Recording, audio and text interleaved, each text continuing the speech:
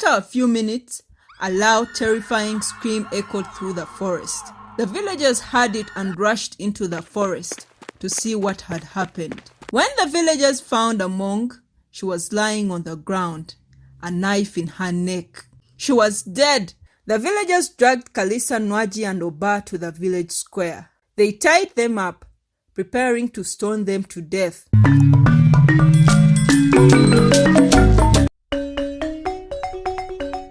Kalisa, Nwaji, and Oba were 3 triplets who lived with their single mother Among. They were all 15 years old, but Kalisa was the oldest girl. Nwaji was the middle girl and Oba was the youngest boy. They all loved each other very much, but their lives were very hard. Among, their mother was disowned by her father Bagonza after giving birth to her children while still in his house. Somehow she developed hatred for her children and was not kind to them. She would get very angry and beat them until they blacked out if they did something that annoyed her or if she wasn't in the mood. She made them do chores like slaves and sent them to sell maize in the market every morning. Their grandfather Bagonza had a stall near theirs, but he hated them and never talked to them. Instead, he always cursed them and their mother, his daughter. The kids were always late for school after selling the maize in the market, and the teachers would cane them for being late. Among would talk badly about her children to the neighbors. She even let random strangers discipline and cane them. Sometimes she wouldn't give them any food. Every night, Among came home drunk because she used the money the kids made to buy alcohol. When the siblings asked for food, she tied them up with ropes and caned them black. Kalisa, the oldest, was humble and always tried to defend her siblings. Nwaji, the middle child, would talk back to their mother, asking why she treated them so badly. Oba, the youngest, developed a drinking habit to cope with the stress. Among hated Oba the most because he was a boy. She always said their father was the reason they were in this situation and that she hated all men because of him. The kids never knew who their father was. They often saw their mother crying while writing in her diary. She kept it hidden and warned them not to go through her stuff or else she would kill them. She wasn't joking about that, and the kids had no doubt she would kill them. There was a lot of crying and misery in the house. The children were very sad and tired. They did not understand why their mother treated them so poorly, but they tried to stay strong and support each other. As the sun was rising, Kalisa woke her siblings. "Come on, we have to sell the maize," she said softly. They got up, rubbing their eyes, and got ready to go. They were very tired and hungry because they had not eaten the night before. As they walked to the market, Kalisa held Oba's hand. "I know you're both hungry." Oba nodded. His eyes were sad. Nwaji walked beside them, clenching her fists. She was tired of the way their mother treated them and wanted to do something about it. She took out the maize and gave each of them one piece. "Mother will kill us. Are you mad?" Kalisa commented. "If we eat the maize, the money won't add up and Mother will kill us." All 3 cried, but proceeded to eat the maize because they were so hungry. "Eat now, cry later," Nwaji said. When they got to the market, they set up their little stall and began to sell the maize. They worked hard all morning, smiling at the customers, trying to forget their troubles. But deep inside, they all wished for a better life. But Oba, the youngest, had a serious look on his face. He turned to his sisters and whispered, "I have an idea. What if we kill Mother? Then our misery will end." Kalisa and Nwaji were shocked. Kalisa shook her head. "No, Oba, we can't do that. If we kill Mother, we'll go to jail. It's dangerous. The villagers might kill us themselves." Nwaji was quiet, thinking hard. Oba looked at her and said, "Nwaji, say something. Do you think it's a bad idea too?" Nwaji had a strong sense of justice. She knew their mother was very cruel, but she also knew the police would not help them. They had reported their mother many times, but nothing changed. "Oba," she said slowly, "I know things are very bad, but killing her, I don't know." Oba begged, "Please, Nwaji, Think about it, we can be free, we can be happy. Oba was 100% tired of their mother. Nwaji thought more. She knew Oba was right in some way. Kalisa, she said, turning to her older sister. Maybe Oba has a point. The police won't help us. We need to do something. But before Kalisa could reply, their grandfather Bagonza overheard their conversation. He was very angry. "You wicked children! How dare you think of such things?" he shouted. He grabbed a stick and began to cane them. Kalisa, Nwaji and Oba cried out in pain. "Please, stop, grandfather," they begged. But he did not stop until they were bruised and sore. One vendor ran to their mother, Among, and told her everything and that her kids wanted her dead. When Among heard the vendor's story, she was furious, but wondered why her father defended her and disciplined her kids after he disowned her. She grabbed her own cane and went to find her children. Kalisa, Nwaji and Oba were terrified. They knew their mother would be very angry. Among found them and started to shout from far away, "How dare you plot against me, you ungrateful children! You will learn to respect me," she screamed. She looked at her father Bagonza, but he just gave her a side eye. Villagers gathered around for spicy drama. Among was very angry. She grabbed Oba by the neck and tried to strangle him. Oba was gasping for air. His face turned pale. Kalisa and Nwaji saw this and rushed to help.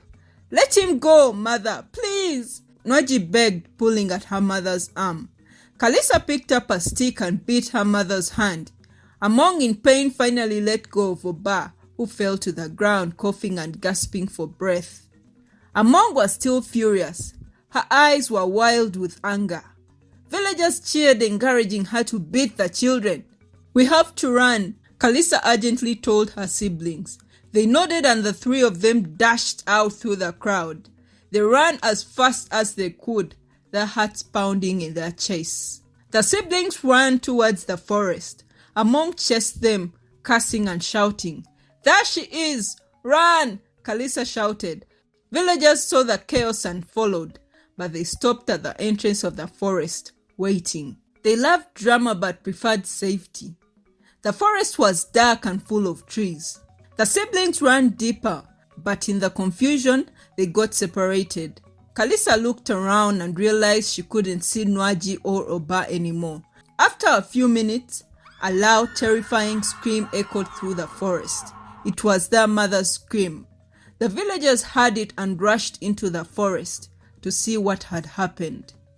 When the villagers found Among, she was lying on the ground, a knife in her neck.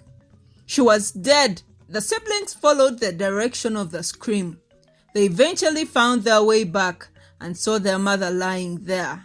They cried and screamed in fear, not knowing what had happened.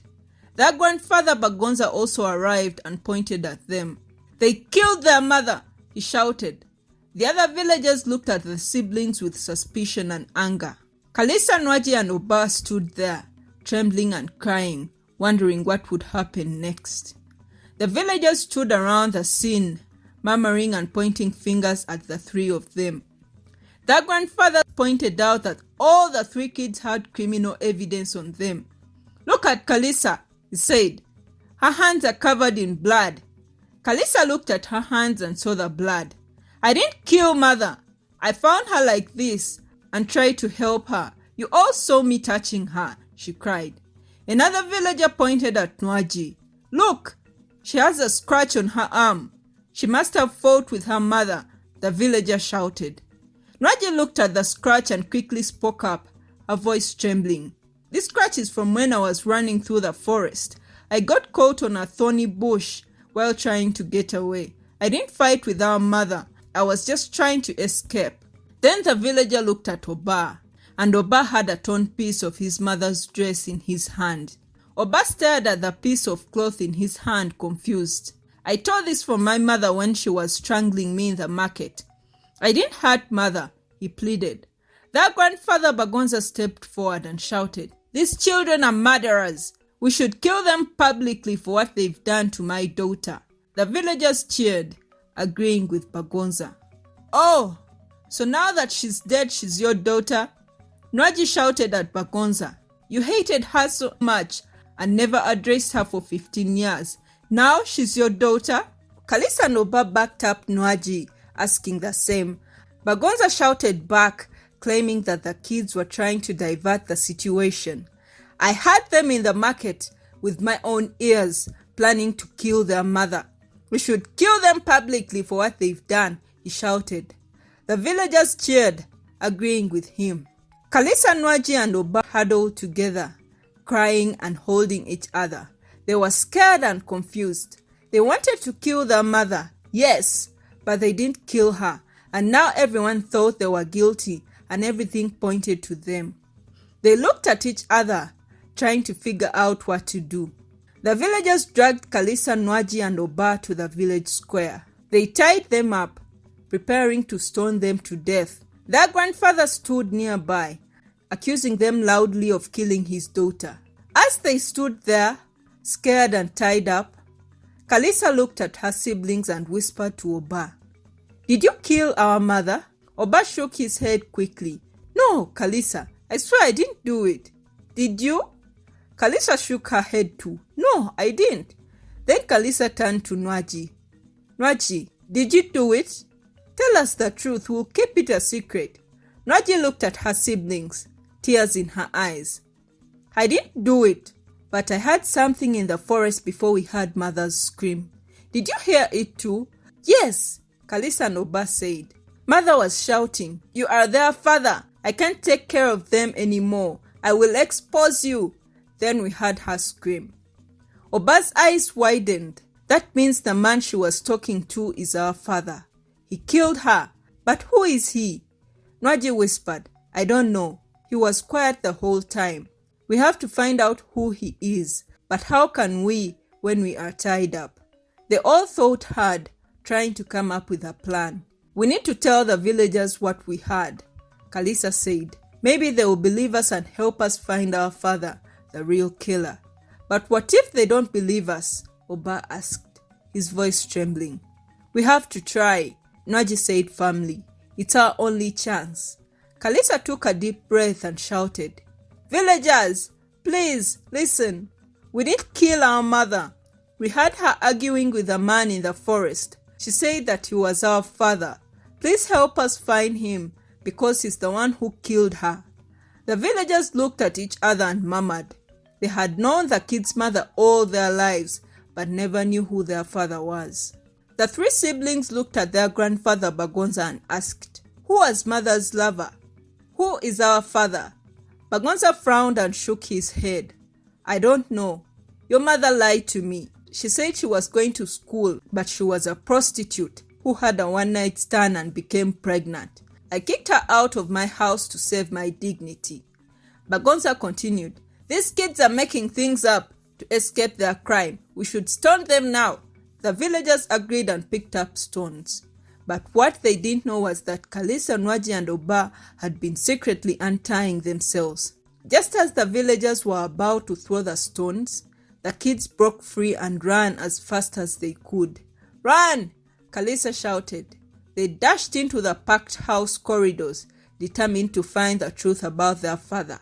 The villagers chased them, but soon lost sight of the siblings in the maze-like corridors.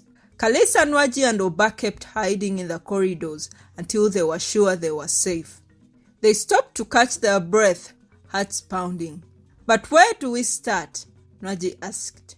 We'll go through our mother's things in the house, Oba suggested. There must be something. Her diary, they all said at once. The kids snuck into their house through the back door. The front was surrounded by villagers because they knew the kids would rush there. Quietly, they tiptoed to their mother's bedroom, looking for her diary full of secrets. They found it in her drawer and began to read. The truth about their father was in the diary. As they read, tears filled their eyes. They learned who their real father was. The kids decided to tell everyone the truth.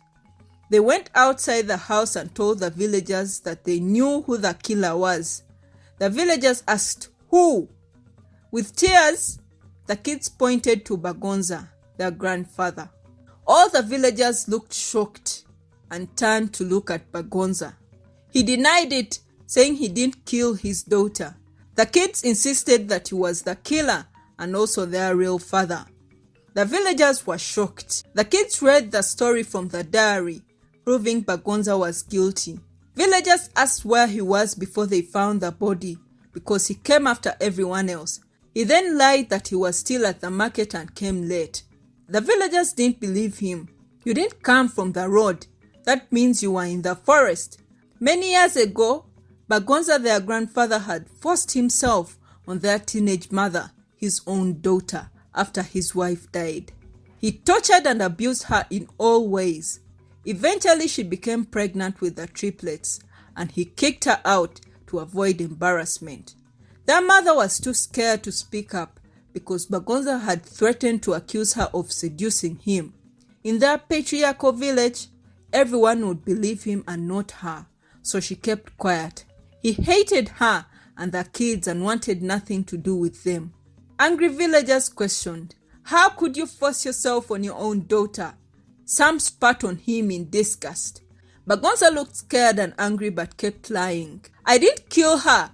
The kids shook their heads. "We know the truth. You were there in the forest with mother before she died. She said you were our father and she wanted to bring us back to you and expose you, but you killed her to cover up your secret." The villagers listened to the kids and believed them. They were very angry. They couldn't understand how a father could do that to his own daughter. Bagonza was silent in embarrassment. The villagers got very angry and stoned Bagonza to death. He kept cursing and denying it. He died miserably. The villagers apologized to the kids. The chairman promised to sponsor their education and take care of them from then on. That night, the kids stayed in their mother's house, feeling safe and free. All three stood in their mother's bedroom crying profusely. Suddenly, their crying turned to laughter. They laughed and rejoiced. But why? In a flashback, that night in the forest, the three kids ran while their mother chased them. Somehow they got lost and split up, but they all heard their mother talking to a man who was known to be their grandfather, Bagonza. They ran towards the voices to see who their father was, but Bagonza heard their footsteps and ran away before they could see him. They asked their mother to tell them who their dad was, but she got angry, remembering how the kids wanted to kill her. She took out a knife and tried to stab Nwaji. Nwaji dodged and fell into a thorny bush, scratching her hand. Their mother then charged at Oba and Kalisa to end them for good. Both Kalisa and Oba fought their mother, holding her arm to take the knife. Oba got hold of her dress in the process and ripped off a piece as he was trying to hold his mother back. Nwaji joined them and they eventually overpowered her to the ground. The three of them held the knife, realizing that their mother would never change and still hated them. Things had gone rotten beyond repair. Scared and desperate, they knew she would kill them if they didn't act fast. Their mother, realizing their intentions, screamed in fear. Together, they pierced through her neck and ended her. Shocked and terrified, they ran away and made a plan to get out of this mess. They realized they had to find out their father's identity and frame him for the murder. After all, he also abandoned them and didn't want them. They promised to keep it a secret and take it to their graves. They pretended in front of the villagers at the village square because they knew the villagers were eavesdropping on their conversation. They wanted the villagers to believe them. Their plan worked, but they were shocked to discover that their grandfather was their father. He deserved everything he got after what he did to their mother. Back in the present, the three kids sat together, feeling a mix of relief, happiness, and sadness. They felt bad for their mother, but they knew she wasn't good and would have eventually killed them. They hugged each other tightly, knowing they had each other and were finally safe. In the end, Kalisa, Nwaji, and Oba found a new beginning. With the support of the villagers and the chairman's promise to take care of them, they knew they would be safe and cared for. They stayed in their mother's house, feeling free and united. Though their journey was filled with challenges and pain, they learned the importance of courage and unity. They found strength in each other and the kindness of their community. The end. So guys, what do you think of this story? Did you enjoy it? If you enjoyed it, kindly give a thumbs up to this video, and please don't forget to subscribe to my channel. Hit the bell icon so you're notified every time I post new videos. Let me know what you think of this story in the comments below. Thank you for watching.